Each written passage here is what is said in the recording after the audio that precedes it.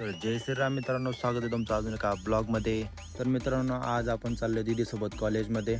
सगळ्यात आधी आपल्याला दीदीकडे जायचं आहे टाकळीला, कारण आपल्या गाडीला प्रॉब्लेम आलेला आहे. मग तिथून आपल्याला दाजीची गाडी न्यायची आहे कॉलेजला. मित्रांनो, ही आहे गोड नदी. तुम्ही मागच्या ब्लॉगमध्ये पाहिलं असेल, याला खूप पाणी होतं, पण आता पाणी कमी झालेलं आहे.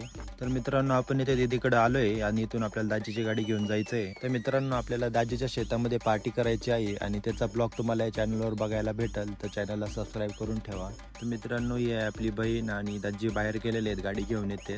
लगेच निघायचं आहे आपल्याला.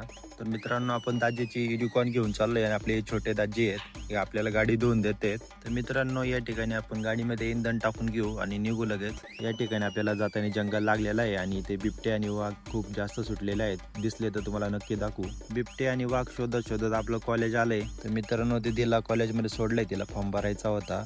तर मला लागली होती भूक, मग मी आलो कॉलेजच्या कॅन्टीनमध्ये आणि इथे मी मागवला मिसळ पाव. इथून चालले होते घोडे, तर घोडे बघता बघता आपला ऑर्डर पण आलेली होती. मग मिसळवर मारला तावून थोड्या वेळात लगेच आपली दीदी बाहेर आली. तर मित्रांनो, येताना आपल्याला पाऊस लागला, त्यामुळे ब्लॉग काय शूट करता आला नाही. तर मित्रांनो, हा ब्लॉग आवडला असेल तर ब्लॉगला लाईक करा आणि चॅनलला सबस्क्राईब करा. आपण भेटूया अशाच एका ब्लॉगमध्ये.